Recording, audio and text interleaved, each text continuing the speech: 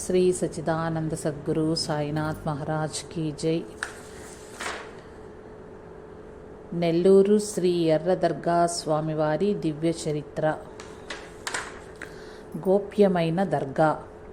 Nellore DKW దొడ్ల కౌశల్యమ్మ మహిళా కళాశాలకు దక్షిణం వైపున ఉన్నది. ఈ దర్గాకు పడమర వైపు నెల్లూరు చెరువు ఉంది.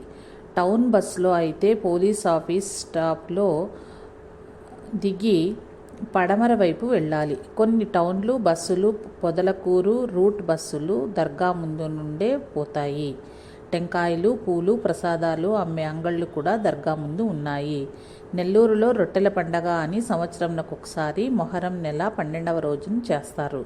భారతదేశం మొత్తం నుండి భక్తులొచ్చి దర్శిస్తారు. ఈ దర్గాను ఎర్ర దర్గా అని కూడా పిలుస్తారు. పరిచయము. శ్రీ ఎర్ర దర్గా స్వామి వారి శిష్యుడు రెడ్డి తాతగారు ఇలా చెప్పారు. నేను హిందువునై ఉండి ముస్లిం గురువును ఆశ్రయించటం బాగుండలేదని అందరూ నన్ను శ్రీ గొలగమూడి వెంకయ్య స్వామి దగ్గరకు వెళ్ళమని అనేకసార్లు చెప్పసాగారు.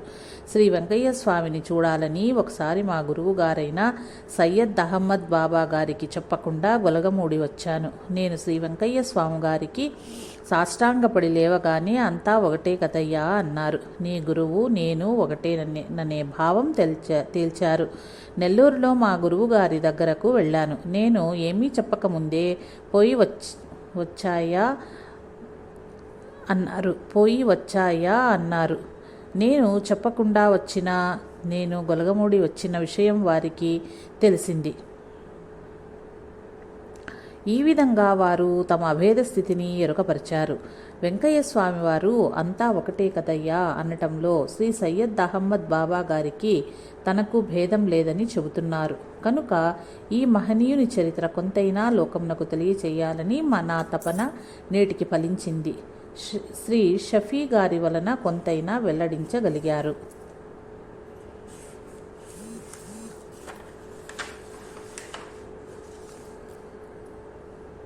శ్రీ బాబా గారితో అనుభవాలున్న భక్తులు తమ అనుభవాలు వ్రాసే సంతకం చేసి మీ పోస్టల్ అడ్రస్ వ్రాసి నా అడ్రస్సుకు పంప ప్రార్థన. ఇలాంటిదే మరొక గ్రంథం వెలువరించగలను. శ్రమ అనుకోకుండా గొప్పదైన ఈ ధర్మ కార్యమునకు సహకరించ ప్రార్థన. శ్రీ సాయి మాస్టర్స్ ట్రస్ట్, గొలగమూడి, నెల్లూరు జిల్లా. ఎర్ర దర్గా స్వామి. ఈ మహనీయునికి తల్లిదండ్రులు పెట్టిన పేరు సయ్యద్ అహ్మద్. వీరి తండ్రి గారి పేరు కాలేషా. తల్లి పేరు రహమాన్సి సయ్యద్ అనగా సత్యసంధుడు. తల్లి పేరు రహమాన్ బి సయ్యద్ అనగా సత్యసంధుడు అని అర్థము. కాలేషా గారు నెల్లూరు 2 టౌన్ పోలీస్ స్టేషన్లో కానిస్టేబుల్గా పనిచేసేవారు. సత్యసంధుడైన కాలేషా గారికి SP గారికి తగాదా వలన ఉద్యోగం పోయింది. తరువాత చిన్న కిరాణా కొట్టు పెట్టారు. ఎవరైనా దొంగతనంగా అంగట్లో వస్తువు ఎత్తుకెళ్తుంటే ప్రక్కవారు చెప్పినా వారికి ఏమి అవసరమో ఎన్ని బాధలో అనని ఏమీ అనేవారు కాదు. అమాయకులైన ఆ దంపతుల అంగడి ఈ విధంగా దివాలా తీసింది. కాలేషా గారు తన భార్య, 2 కుమారులు, కోడలు మరియు మనుమరాలను చాకవలసి వచ్చింది. బాబావారు పసి వయస్సు కాబట్టి ఏమీ సంపాదించేవారు కాదు. వారి అన్నగారిది కూడా బాల్యదశ. అయినా ఆయన టైలరు. ఆయనకు భార్య, కూతురు ఉండేవారు. బాబాగారి వదిన గారు చాలా ఉత్తమురాలని బాబాగారు అనేవారు. తల్లిగారు ఎండాకాలం వానకాలం తెలియనంతటి అమాయకురాలు. తండ్రి గారు బోళాశంకరుడు. అందుచేత వారు సంపాదన లేక పస్తులుండేవారు. అనేక సందర్భాలలో 3 రోజుల పాటు వంట జరిగేది కాదు. అలాంటి కష్టకాలంలో కసుమూరు హజరత్ కాలేషా ఫీర్ కరీముల్లా షఖాదరి గారు వారిని ఆదరించారు. ఏ పూటకా పూట వారి జరుగుబాటు చూస్తూ ఆ కుటుంబాన్ని కాపాడారు. అందుకే సయ్యద్ అహ్మద్ బాబా గారు ప్రపంచంలో ఎందరో మహనీయులు ఉన్నా కసుమూరు మస్తాన్ వల్లీ గారిని మాత్రమే నా తండ్రి గారు అనేవారు. ఆ మహనీయుడు వారిని కాపాడబట్టి వారి కొరవ జీవితం సుఖ సంతోషంగా గడిచి దైవానికి చేరువయ్యారు. తండ్రి, అన్న, వదిన, కన్న కుమార్తె అందరూ క్రమంగా మరణించారు. తల్లిని పోషించే బాధ్యత కథానాయకుడైన సయ్యద్ అహ్మద్ బాబా గారి భుజస్కంధాలపైన పడింది. వీరు చిన్ననాటి నుండి దైవ ధ్యానములో లీనమై మౌనంగా ఉండేవారు. బాబాగారు ఉదర పోషణార్థం బీడీలు చుట్టే పని చేసేవారు. కొందరు పిల్లలు బీడీలు చుట్టే పని నేర్చుకునేందుకు వీరి దగ్గర ఉండేవారు. ఆ పిల్లలను ఉన్నత స్థితికి తీసుకురమ్మని నిత్యం దేవుని ప్రార్థించేవాడు. పిల్లలకు తనకు ఆ రోజుకు ఎంత అవసరమో అంత డబ్బుకు సరిపడే బీడీలు చుట్టేటట్లు చేయమని దేవుని ప్రార్థించి పని మొదలుపెట్టేవారు. సాయంత్రానికి ఖచ్చితంగా అంత కూలి వచ్చేది.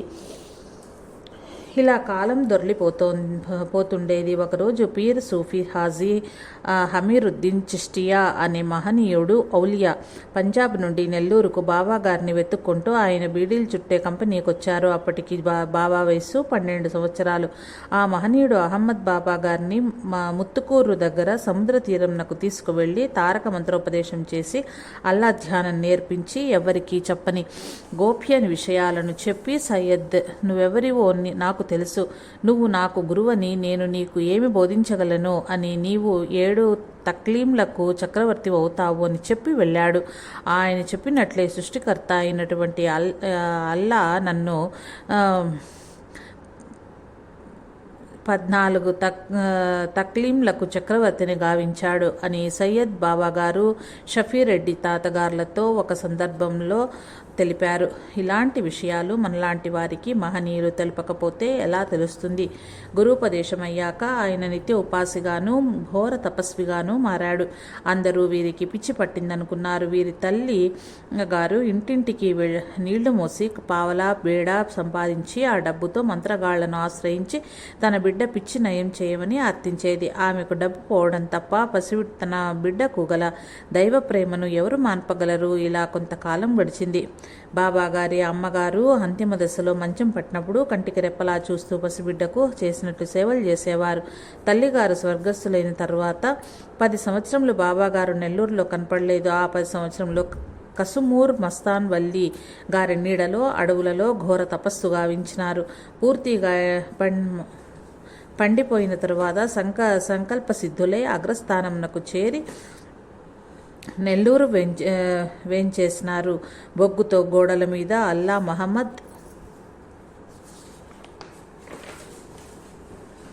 సయ్యద్ అహ్మద్ అని వ్రాసేవారు. ఆ వ్రాసే కాలంలో జీడి గింజలు రసాన్ని కళ్ళల్లో కాటుకలాగా పెట్టుకునేవారు. వీరు మహనీయులు అని అందరూ అనుకుంటుంటే నమ్మలేని కొందరు దుండుగలు వీరిని ఒక రాత్రి వేళ ఒక పాడుపడ్డ బావిలో పడేశారు. మహనీయుడైతే బ్రతికి బయటకు వస్తాడు, లేకుంటే చనిపోతాడని తలిచారు. కానీ బాబాగారు ఎలా వచ్చారో గాని తెల్లవారి నుండి వారి వీధుల్లో తిరుగుతున్నారు. మరొక దుండుగుడు వీరు మహనీయులైతే కాలదని వీరి కాలుపై యాసిడ్ వేశాడు. యాసిడ్ పడ్డ చోట శ్రీ స్వామివారికి కాలింది కనుక వారు మహనీయులు కాదని ప్రచారం చేయసాగాడు. పై ఇద్దరు ఘోర మరణాలు పాలైనారు. మహమ్మద్ రసుల్లా మార్గంలో ఎంతటి శక్తి సంపన్నులైన మహనీయులైనను సామాన్య మానవుని వలె ప్రవర్తించవలను. కాబట్టి వారికి కాలినట్టు చూపించినారు. ద్రావకం పోసిన వ్యక్తి బాబాగారిని గుర్చి వ్యతిరేకంగా ప్రచారం చేసేవాడు. బాబాగారు సమాధి అయిన తరువాత నుండి అతనికి మూత్రవ్యాధి వచ్చి పైపు ద్వారా మూత్ర విసర్జన గావిస్తూ దుర్వాసనతో 10 సంవత్సరాల పాటు కృషించి అతి భయంకరమైన బాధాకర జీవితాన్ని గడుపుతూ చనిపోయాడు. బాబాగారు ఎర్రగుడ్డలు ధరించడము, 2 వ్యక్తులు నిమ్మకాయ నీళ్లలో గ్రామ్ఫోన్ పిన్నులు వేసి త్రాగమని ఇస్తే బాబాగారు త్రాగేశారు. వారి నోటి వెంబడే రక్తం కారి గుడ్డల నిండా ఎర్రగా అయింది. తర్వాత నుండి బాబాగారు ఎర్రగుడ్డలు ధరిస్తూ వచ్చారు. ఈ ఘాతుకానికి పాల్పడిన 2 వంశాలు అంతమైపోయాయి. బాబాగారు ఒకసారి బారా షయద్ దర్గా బయట కూర్చుంటే 3-4 వ్యక్తులు వచ్చి ఏమన్నా తిందాం రమ్మంటే బాబాగారు వారితో మీరు ఏమి తినాలనుకుంటున్నారు అని అడిగారు. మాకు బిర్యానీ తినాలని ఉంది అన్నారు. అప్పుడు ఈద్గా ప్రాంతంలో ఉన్న దుత్తలో బిర్యానీ ఉంది, తినమన్నారు. వాళ్ళు అక్కడకు వెళ్ళి చూడగానే బిర్యానీ కనిపించింది. వారిద్దరికీ కడుపు నిండుగా సరిపోయినది. మంచినీళ్ల కోసం వారు చూడగానే బాబుగారు ఆ దుత్తలోనే ఉన్నాయి చూడమన్నారు. వారు చూడగానే దాంట్లోనే తేట తెల్లముగా మంచినీరు కూడా ఉంది. దాన్ని త్రాగి దప్పిక తీర్చుకున్నారు. బిస్మిల్లా అని చెప్పి ఏ పని ప్రారంభించినా అది విఘ్నం కాదు. బాబా ఎప్పుడు నా వయసు 18 సంవత్సరాలనేవారు. పెద్దవాళ్ళు వచ్చినా నా వయసు 18 సంవత్సరాలని చెప్పేవారు. బాబా గారి మాటలను బట్టి 18వ ఏటనే సిద్ధి పొంది ఔలియా స్థాయి చేరినట్టు తెలుస్తోంది. తనకు వచ్చిన వారిని, బాధలతో ఉన్న వారిని, బరువులు గల 10 పైసలు తీసుకునేవారు. ఇత్తడి పైసలు ఇస్తే అయిష్టంగా తీసుకునేవారు. అంతకు మించి ఎక్కువ డబ్బు ఇచ్చినా తీసుకునేవారు కాదు. డబ్బులు, కాగితాలు రూపేణా ఇస్తే అసలు ముట్టుకునేవారు కాదు. తనకు ఆకలిని ఎవరిని చేయి చాచి అడిగేవారు కాదు. ఎవరైనా ఏదైనా పెడితే తినేవారు. టీ ఇస్తే త్రాగి తృప్తి చెందేవారు. అలా వారు దైవత్వం నిండిన హృదయంతో తిరుగుతున్నప్పుడు వారికి కొందరు భక్తులు ఏర్పడ్డారు. వారు ఎవరి ఇళ్లకు వెళ్ళేవారు కాదు. వారికి బుద్ధి పుట్టిన చోట పడుకునేవారు. వారితో అవసరం ఉన్నవారు వెతికి దర్శించేవారు. రెడ్డి గారు బాబా శిష్యులు అయిన తర్వాత నెల్లూరులో బార్కాస్ నందు ఖాదర్ ఔలియా నిషాములోనే ఆయన స్థిర నివాసం ఏర్పరచుకున్నారు. అప్పటి వరకు ఎలాంటి స్థిర నివాసం లేని తాతగారికి చెక్కబల్ల ఇచ్చి స్థిర నివాసం ఏర్పరిచారు. బాబా గారు నెల్లూరు బారాక్స్లో చెక్కలు పేర్చి ఉంటే వాటి మీద పడుకుని ఉండేవారు. అలా కొన్ని రోజులు గడిచిన తరువాత చెక్కలన్నింటినీ తీసివేస్తే అక్కడ దాదాపు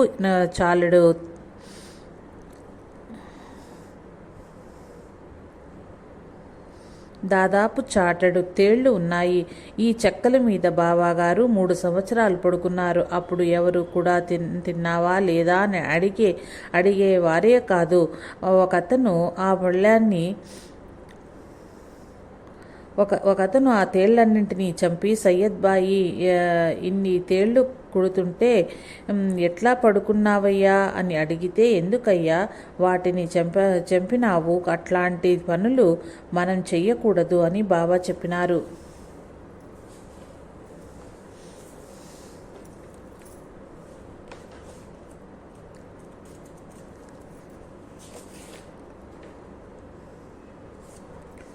నెల్లూరులో మద్రాస్ బస్టాండ్ దగ్గర ఉండే సూర్య హోటల్ దగ్గర బాబా గారు ఉండేవారు. అక్కడ 3 అన్నదమ్ముళ్ళు మెకానిక్ పనిచేస్తున్నారు. అందులో ఖాజా మస్తాన్ అనే అతను ఉండేవారు.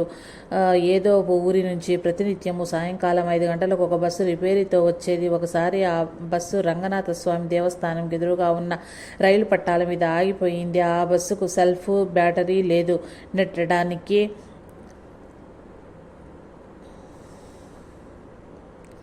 మనుషులు కూడా లేరు. యజమానులు వచ్చి ఖాజీ మస్తాన్ అనే మెకానిక్ను తీసుకుని వెళ్ళినారు. ఖాజీ మస్తాన్ డ్రైవర్ సీటులో కూర్చుని బస్సును కదిలించుటకు ప్రయత్నం చేస్తున్నాడు. రైలు గేటు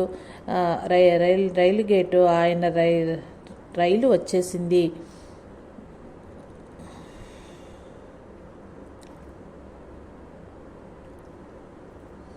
ఖాజీ మస్తాన్ డ్రైవర్ సీట్లో కూర్చుని బస్సును కదిలించడానికి ప్రయత్నం చేస్తున్నాడు. రైలు గేటు ఆయన రైలు వచ్చేస్తోంది, త్వరగా బస్సును అడ్డం తీయమని రచ్చ చేస్తున్నాడు.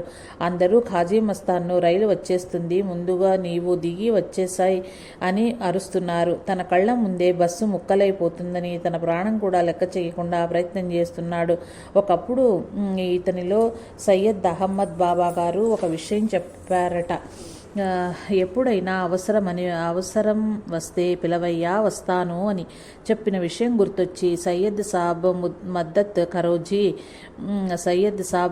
కరోజీ అని అనుకోగానే అద్దంలో అతనికి బాబాగారు దర్శనమిచ్చారు. అతనికి తెలియకుండానే చెయ్యి సెల్ఫ్ బటన్ మీదకు పోయి ఒత్తటము, బస్సు స్టార్ట్ అయ్యి ఇటు రావటము, రైలు అటుపోవటము రెప్పపాటులు జరిగిపోయినాయి. తర్వాత షెడ్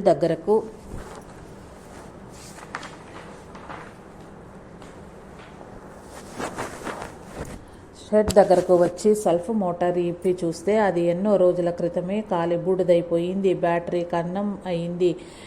తర్వాత బాబాగారిని దర్శించినప్పుడు ఏం భయపడ్డావా అని అడిగారట. మీరుండగా భయమేముంది సయ్యద్ సాబ్ అంటూ వచ్చేశాడు. మహనీయులు కాపాడుతారన్న విశ్వాసము అతనిలో దృఢంగా ఉంది. అతనే ఈ విషయం స్వయంగా షఫీ గారికి చెప్పాడు.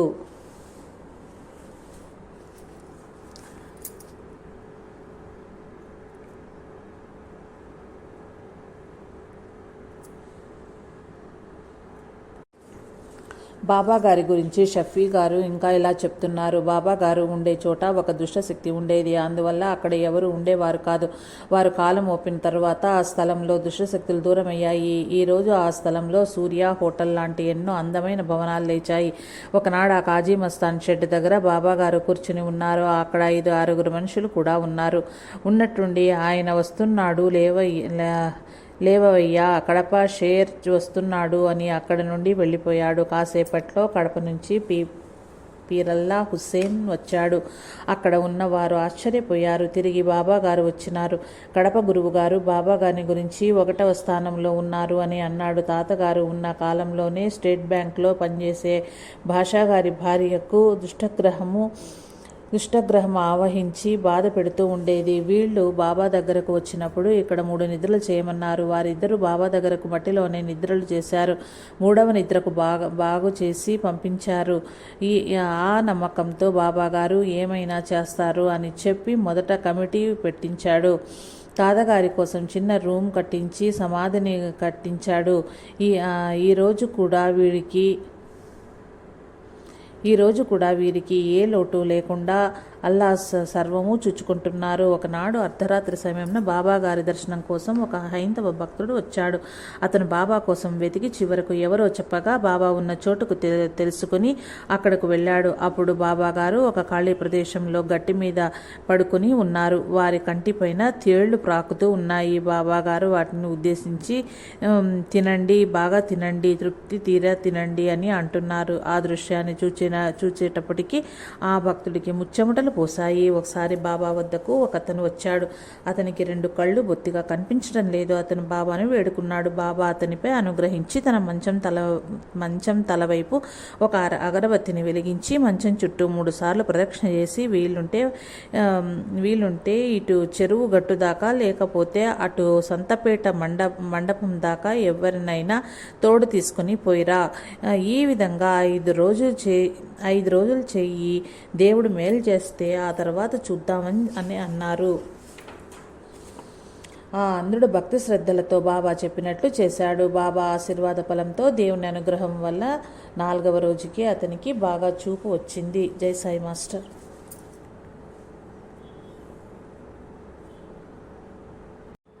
బాబాగారి దివ్యవాణి. ఒకరోజు షఫీ గారు బాబాగారిని ఏమైనా బోధించమని అడిగారు. సత్యం చెప్పు, 5 పూటలా నమాజ్ చెయ్యి, తల్లిదండ్రుల మాట ప్రకారం నడుచుకో అన్నారు. నా 18వ ఏట ఒకరోజు బాబాగారి సన్నిధిలో కూర్చుని ఉన్నాను. శ్రీ సయ్యద్ బాబాగారు నా వైపు ప్రేమగా చూచి, నీకు శత్రువర్గం ఉంది, అది నీకు దూరం అయిపోతుంది పో అన్నారు. అది నా అంత శత్రువులైన అర్షడ్వర్గంలని వాటిని శ్రీ బాబాగారు ఆ విధంగా నాకు దూరం చేస్తున్నారని అప్పటిలో నాకు తెలియలేదు. నమాజ్కు టైం అయ్యింది కనుక మసీదుకు వెళ్తానని వారిని అడిగాను. ఇటువంటి సమయాలు అనేక మార్లు రావు, అలా పోగొట్టుకుంటే ఎలా? సరే పోయిరాపో అన్నారు. ఒకరోజు బాబాగారు బజారులో ఎదురుపడి నన్నేమైనా ఇవ్వమన్నారు. నా దగ్గర ఏమీ లేక 10 పైసలుంటే ఇచ్చాను. దాన్ని తీసుకుని దానం చేస్తే ఎవరికి చెప్పబాకు, కుడి చేత్తో దానం చేస్తే ఎడం చేతికి కూడా తెలియకూడదు అన్నారు. ఒకరోజు శ్రీ బాబాగారిని వారి శక్తి రహస్యం చెప్పమని అడిగాను. అదే సమయంలో వచ్చిన రెడ్డి తాతగారు, నీకు దారి కావాలంటే మొదట ఖానా, సోనా, బజానా మానాలి. తిండి, నిద్ర, శ్రేయ, సుఖము మానాలి. ఆ స్థాయికి నీవు రాగలిగితే నీకు మార్గం దొరుకుతుంది అని రెడ్డి తాతగారి ద్వారా పలికారు. కాలం గడిచే కొద్దీ ఒకనాడు బాబాగారు నీటి రంగు ఏమిటో తెలుసునా అని అడిగారు. నాకేం తెలుసు బాబా అన్నప్పుడు, నీళ్ల రంగు నలుపు, భూమి రంగు నలుపు, నల్లనీళ్ళలో పండింది తినకూడదు, నల్ల నీరు త్రాగకూడదు అన్నారు. అంటే అన్నము నీటిని తగ్గిస్తూ వస్తే తపస్సు సిద్ధిస్తుంది అని చెప్పుతున్నారు. ఒకరోజు శ్రీ అహ్మద్ బాబా గారు చెప్పారు, ఒక ముసల్మాన్ కానివాడు ఇస్లాం తెలుసుకోవాలంటే ఒక ముసల్మాన్ కంటే 9 రెట్లు ఈమాన్, దైవం విశ్వాసం ఎక్కువ ఉండాలి. ముసల్మాన్ అనగా సద్గుణ సంపన్నుడు, షరియత్ తూచా తప్పక ఆచరించేవాడు, అబద్ధం చెప్పనివాడు, ఎవరిని కనుచూపుతో కూడా బాధించనివాడు, సద్గుణాలు ఇమిడిపోయినవాడుగా ఉండాలి. ఒకసారి రెడ్డి తాతగారితో, తాత ఆహారం ఉదయం తీసుకోవాలి కదా, మిగిలిన సమయాల్లో విపరీతమైన ఆకలి వేస్తే ఆ క్షుద్బాధని ఎలా నిగ్రహించుకోవాలి అని షఫీ గారు అడిగారు. తాతగారు ఏదో చెప్పబోయే సమయంలో బాబాగారు బయటకు వచ్చి, సపోటాలు అమ్మేవాడున్నాడు, పిలవమని చెప్పాడు. అతని దగ్గర బాబాగారు 10 పైసలకు ఒక చిన్న సపోటా కొని అందులో మొదట సగం తిని మరలా అయిష్టంగా మిగిలిన సపోటా కూడా తిని ఒక సోడా త్రాగి పడుకున్నారు. శ్రీరెడ్డి తాతగారు పై విషయాన్ని షఫీకి చెబుతూ, భరించలేని ఆకలైతే సగం సపోటా లేదా ఒక సపోటా మాత్రమే తిని నీళ్లు త్రాగి ధ్యానంలో ఉండాలి.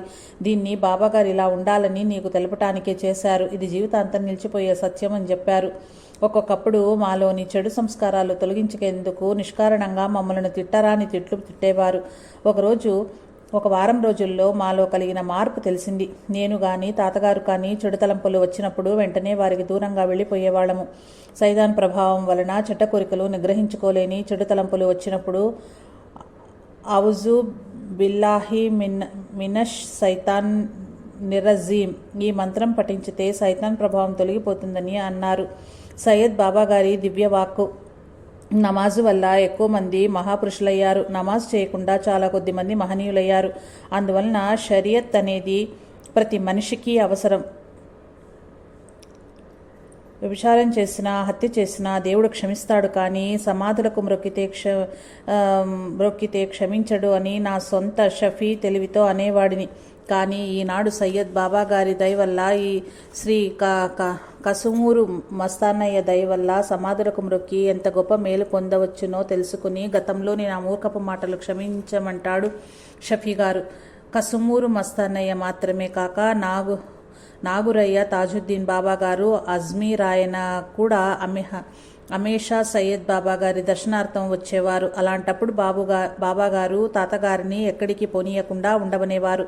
ఆ మహనీయులు పోయేటప్పుడు తాతగారికి ఆశీర్వాదం చెయ్యమని చెప్పేవారు. తాతగారు తప్పు చేస్తే ఏం చేస్తాం తాత, నీవు శాపగ్రస్తుడవని అనేవారు. నాయనగారు, నీవు ఏమి పాపం చేస్తావని షఫీ గారు అడిగితే, నేను ఏదో జన్మలో ఎవరో మహనీయునికి బాధ కలిగించి ఉంటాను, అందువలనే నాయన అలా అన్నారు అని తాత చెప్పేవాడు. ఒకసారి తాతగారు బాగా ఆకలిగా ఉన్నారు. కడుపులో తాటాకు మంట పెట్టినట్లుంది. అదే సమయంలో నాయనగారి దగ్గరకు ఒక భక్తుడు ఒక రకమైన తీపి మిఠాయి తెచ్చాడు. నాయనగారు ఎటూ తినరు కనుక తాతగారు దాన్ని తినేశారు. వెంటనే నాయనగారు మంచం మీద నుండి లేచి, అబ్బా ఎంత తప్పు చేశావయ్యా, చేసిందంతా పోయింది కదా అని అరిచారు. ఎంత తిన్నా కొంతకాలం వరకు మనసు దైవ ధ్యానానికి ఉన్ముఖం కాలేదు. కొందరి మనస్సు మనపై పడగానే ఇలాంటి ఊహకందని ప్రభావాలు కలుగుతూ ఉంటాయి. అలాంటప్పుడు గురువు గారిని ప్రార్థించుకోవాలి. రెండవ రోజు అదే టైంలో వచ్చి మరలా ఆ పదార్థం తెచ్చి తినమన్నారు. అప్పుడు తాతగారు, నీవెవరివో నాకు తెలుసు, నేను తినను పో అని తరిమేశారు. సాధకులు సాధన ప్రారంభ దశలో ఇలాంటి ఇబ్బందులు జాగ్రత్తగా ఎదుర్కోవలసి ఉంటుంది. మరీద్ అంటే గురు పరంపరలో వచ్చే శిష్యుడు అనుకుని నా పని పిల్లవాడిని మురీద్ అని పిలిచాను. ఆనాడు నాయనగారు నాపైకి చాలా కోపంతో దూకి, మురీద్ అంటే ఎవరనుకున్నావు, చచ్చి బ్రతికిన వాడే మురీద్. 3 రోజులు ఏడ్చిన తర్వాత నీవు మురీద్ అవుతావులే, నా ముఖాన్ని చూస్తూ కూర్చో అన్నీ జరిగిపోతాయి అన్నారు. రూప ధ్యానం చెయ్యమని ఆదేశిస్తున్నారు. ఒకరోజు నాయనగారి దగ్గర కూర్చుని నేను ఈ జన్మలోనే మహాత్ముడు అయిపోవాలి అని అనుకుంటున్నాను. వెంటనే నాయనగారు నా వైపు చూచి ఏం కావాలని సైగతో అడిగారు. నేను నోటితో అడగకుండానే అందరిలాగా వృథాగా చనిపోకూడదని మనసులో అనుకున్నాను. వెంటనే నాయనగారు, నీ వృథా కావులే, మంచివాడు అవుతావు, ఉత్తమోత్తముడివి అవుతావులే అని పెద్దగా దీవించారు. నాయనగారి అమృతవాక్కు. కర్మకాలి ముక్కలైపోయి నాశనమైన వాళ్లను దగ్గరకు తీస్తే అల్లా కూడా మెచ్చుకుంటారయ్యా అని ఒక్కరోజు అన్నారు. ఈ విషయం నాకు సరిగ్గా సరిపోయింది. అనేక పరిస్థితుల వలన నేను 7 సార్లు చనిపోవలసి వచ్చింది, కానీ కేవలం నాయనగారి దయ వల్ల బ్రతికాను. నా జీవితం అంతా వారికి సేవ చేసినా నేనింకా వారికి బాకీ పడి ఉంటాను. ఎర్రదర్గా స్వామి వారిని చాలా కాలం సేవించిన షఫీ గారిని తపస్సు అంటే ఏం చేస్తారని అడిగితే ఇలా చెప్పారు. గురువుగారు వచ్చిన వాళ్ళందరినీ తన దగ్గర ఉంచుకోరు. వాళ్ళ అర్హత రుణానుబంధాలను బట్టి ఉంచుకుంటారు. అలా ఉంచుకున్న వారికి తపస్సుకు తర్ఫీదిస్తారు. తపస్సు అంటే మా మార్గంలో నిద్రాహారాలు జయించటం. మొదటి రోజులలో ఉదయం 2-3 ఇడ్లీలు, సాయంత్రం 2-3 ఇడ్లీలు మాత్రమే ఆహారంగా ఇస్తారు. రాత్రి 3 గంటల నుండి 5 గంటల వరకు మాత్రమే నిద్రపోవాలి. మధ్యలో నిద్ర తూగుతుంటే తనతో పాటు అట్లా తిప్పుతారు. ఇందులో అరుడరైతే ఎంతో ఆనందం అనుభవిస్తారు. ఆ తర్వాత స్థితి ఆహారం ద్రవంగా తీసుకుంటూ కొద్ది నిమిషాలు మాత్రమే నిద్రపోకుండా ఇంకా అరుడ స్థితికి వచ్చే, బొత్తిగా ఆహారం లేకుండా నిద్ర లేకుండా ఉండే స్థితికి వస్తారు.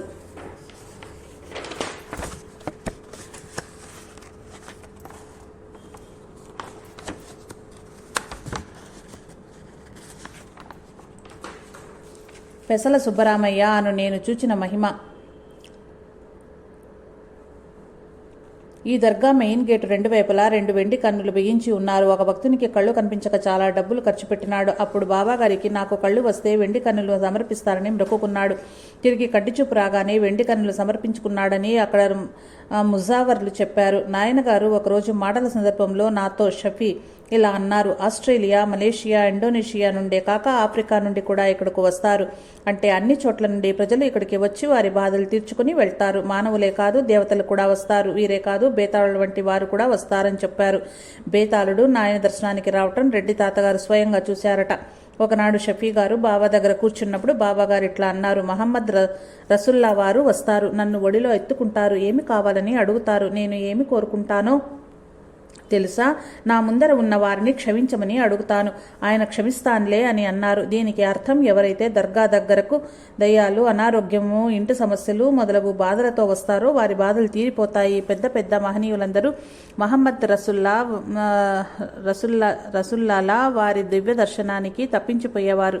అలాంటిది సయ్యద్ అహ్మద్ బాబా గారిని అడగకనే తన ఒడిలోకి ఎత్తుకున్నారంటే బాబాగారి స్థాయి ఏపాటిదో అర్థం చేసుకోగలరు.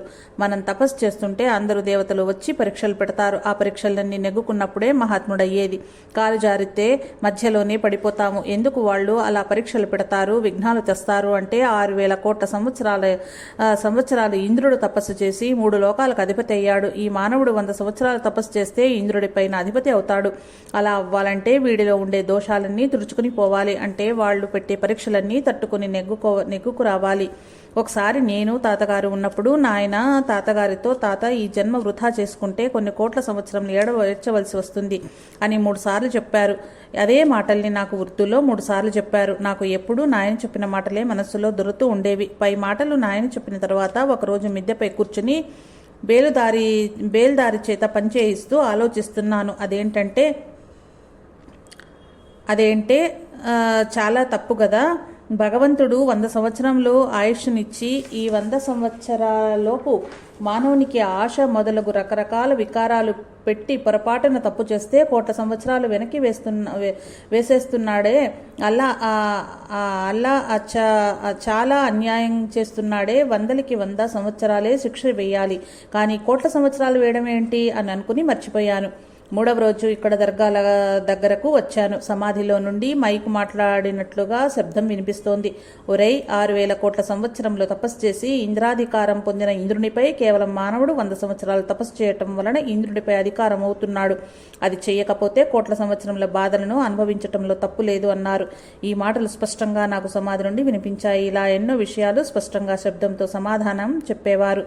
షఫీ గారు చెప్పిన అనుభవం. అప్పట్లో నా వద్ద 16 సంవత్సరముల పిల్లవాడు కూలి పనిచేస్తూ ఉండేవాడు. అతడు గొలగముడి వాస్తవుడు. ఒకసారి అతనికి కడుపులో నొప్పి వచ్చింది. రామచంద్రారెడ్డి ఆసుపత్రికి తీసుకువెళ్తే అది 24 గంటల కడుపు నొప్పి, వెంటనే ఆపరేషన్ చేయాలని చెప్పారు. అతను బలహీనంగా ఉన్నందువల్ల ఆపరేషన్ చేస్తే బ్రతుకుతాడో లేదో కూడా తెలియదు. ఈ సమయంలో అతని తల్లిదండ్రులు కూడా ఇక్కడ లేరు. ఆపరేషన్ చేయించే స్తోమత నాకు లేనందున వెంటనే సైకిల్ మీద ఎక్కించుకొని పెద్ద ఆసుపత్రికి పోదామని వెళ్తున్నాను. అలా వెళ్తూ ఏం చేయాలా అని ఆలోచిస్తుండగా వెంటనే సయ్యద్ బాబా గారి ఎర్ర దర్గా స్వామి వద్దకు తీసుకువెళ్దామని తోచింది. నొప్పికి అమ్మ అమ్మ అని పెద్దగా కేకలు పెడుతున్న అతన్ను ఎర్ర దర్గా స్వామి సమీపానికి వెళ్ళగానే అరుపులు తగ్గాయి. స్వామి ఏంటి అని అడుగుతూ అతన్ని చేతిని తాకారు. నాయన, ఈ అబ్బాయికి 24 గంటలు కడుపు నొప్పి, ఆపరేషన్ చేయించాలట అన్నాను. అప్పుడు నాయన చేతుల్లోకి ఎత్తుకుని, హే అల్లా, ఇతనికి బాగవ్వాలి, హాయిగా నిద్ర పట్టాలి అని ప్రార్థించాడు. అతని అరుపులు చాలా వరకు తగ్గిపోయాయి. నేను అతన్ని తిరిగి సైకిల్ మీద మా ఇంటికి తీసుకొచ్చి మంచం మీద పడుకోబెట్టాను. నేను దేవుడి రూములో చాప వేసుకుని పడుకున్నాను. రోజంతా కష్టం చేస్తుండటంతో గాఢంగా నిద్ర పట్టేసింది. నేను ఉదయాన్నే 5 గంటలకు లేచి 7 గంటల వరకు నమాజ్ చేసుకుంటుంటే ఆ పిల్లవాడు నా వద్దకు వచ్చాడు. ఎలా ఉందని అడిగితే అతను నాకు ఒళ్ళు తెలియకుండా హాయిగా నిద్ర పట్టింది అన్నాడు. ఏరా, ఇంటికి పోతావా అంటే, ఇంటికి ఎందుకు, పనికి వస్తానని ఆ రోజంతా పనిచేశాడు. ఈ విధంగా ఎర్ర దర్గా స్వామి అతని బాధను క్షణంలో పోగొట్టాడు. శ్రీ సయ్యద్ అహ్మద్ బాబా గారి మహాత్యలు. పెద్ద బజార్లోనే మార్కెట్ సమీపంలో ఉన్న పులి చావడి చొక్కా మక్కాన్ అనే స్థలం ఉంది. ఆ పులి బొమ్మ వద్ద ఒక పెద్ద వేప చెట్టు ఉండేది. ప్రస్తుతం అక్కడ పులి బొమ్మ లేదు. వేప చెట్టు మసీదు నిర్మించబడి ఉంది. దానికి మర్కస్ మసీద్ అని పేరు పెట్టబడి ఉంది. అక్కడ ఒక గోపురం నిర్మించబడి ఉంది.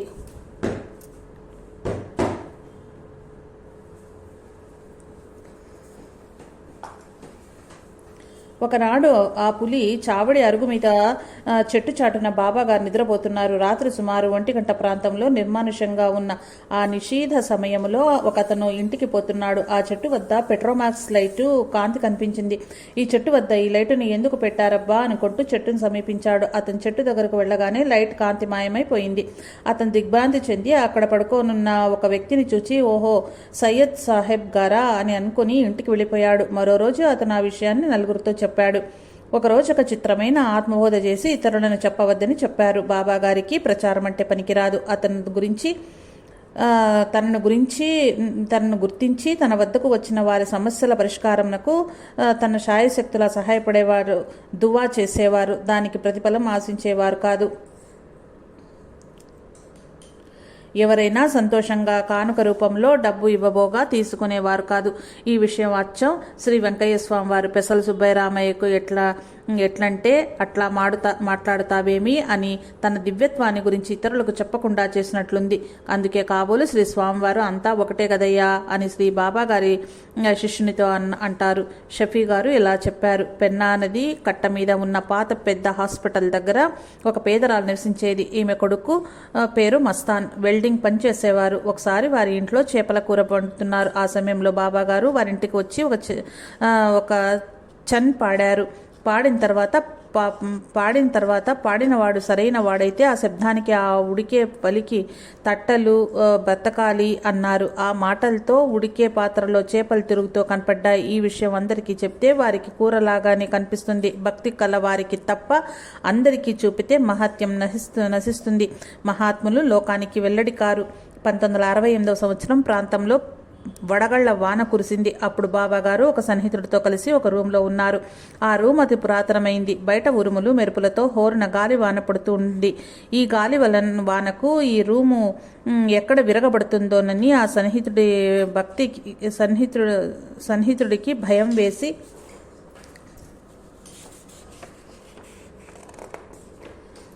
వేసి ఆ విషయం బాబాతో చెప్పారు. బాబా గారు రూమ్ బయటకు వచ్చి ఆకాశం వైపు చూచి అలా తల ఆడించి నవ్వుకుంటూ ఏం పర్వాలేదు, భయపడకు, ఇక రాదు, ఆగిపోతుంది అని అంటూ తిరిగి రూమ్లోకి వచ్చేశారు. వారి రూమ్లోకి వచ్చిన 2 నిమిషాలకల్లా ఉన్నట్లుండి తగ్గిపోయింది. ఒకనాడు బాబా గారు పడుకున్న రూమ్లోనే వారి సన్నిహితులు ఒకరు పడుకున్నారు. బాగా ప్రొద్దుపోయిన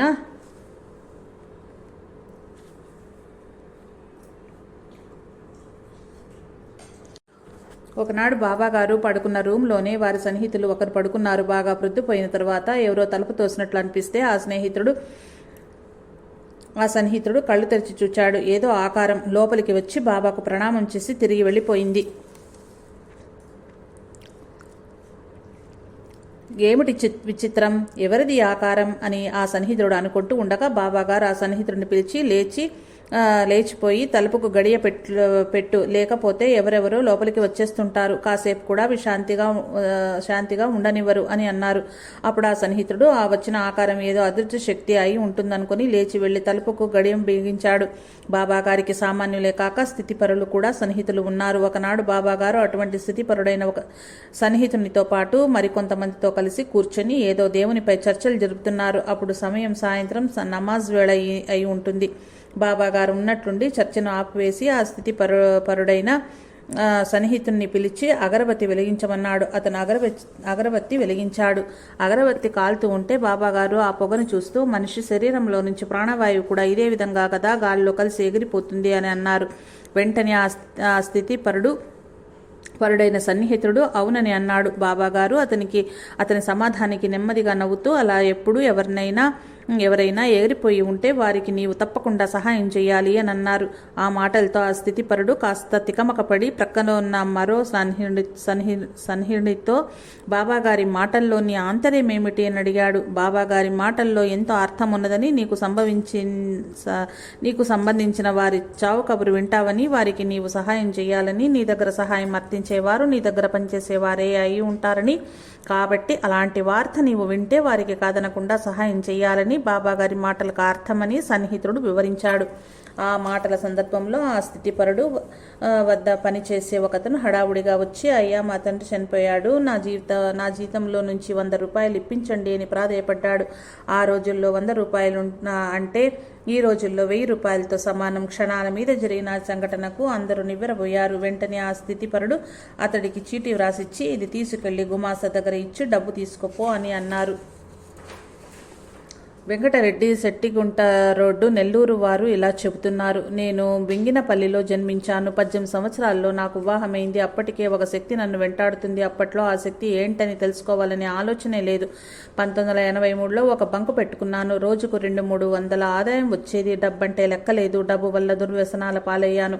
డబ్బు ఉన్నందువల్ల లారీ కొన్నాను. కొన్న 3 నెలల తర్వాత లారీ కాలిపోయింది. 1984 మే నెల కల్లా చేతిలో టీ త్రాగటానికి కూడా డబ్బు లేదు. ఒకరోజు ఇన్సూరెన్స్కు అర్జీ ఇచ్చేందుకు లాయర్ను కలిసి నవాబుపేట నుండి ఇంటికి వెళ్తున్నాను. ఒక టీ అంగడి దగ్గర ఒక నవాబు పరిచయం అయ్యాడు. ఆయన పేరు పెట్టి పిలిచి ఒక టీ కూడా ఆర్డర్ చేశారు. నా దగ్గర టీకు కూడా డబ్బులు లేవు. నా పేరు తెలుసా అంటే, నాకు తెలుసులే అన్నాడు. నువ్వు ఎర్ర దర్గాకు పో అన్నాడు. నేను ఇంటికి పోకుండా ఇద్దరం కలిసి బారా షహీద్ దర్గాలో గల సయ్యద్ బాబా దర్గా దగ్గరికి వచ్చాను. అక్కడ ఎర్ర గుడ్డలాయన ఉన్నాడు. ఆయన దగ్గర సుందరరామిరెడ్డి అనే హిందువు ఆత్మవిద్య కోసం ఆయన్ను సేవిస్తున్నాడు. ఈ రెడ్డి గారిని అందరూ హేళన చేస్తూ ఉండేవారు. ఆ రోజు దర్గాల దగ్గర చదివింపులు ఎవరికి ఉంటే వాళ్ళు అక్కడ భోజనం చేసి నిద్ర చేస్తారు. ఆ రోజున స్వప్నంలో నల్లగా పెద్ద ఆకారంగా ఒక శక్తి కనపడి నన్ను పిలిచి, లారీ కాలకుండా ఉన్నట్లయితే నువ్వు కాలిపోయేవాడివి అన్నది. అప్పటి నుండి ఆ దర్గాల వద్ద ఏదో శక్తి ఉంది, ఇక్కడ ఏదో బాగుపడవచ్చునని ఈ దర్గాలకు రావటం, ఇక్కడ నుండి గొలగముడి, కసుమూరు, తిరుపతికి వెళ్ళటం జరుగుతుంది.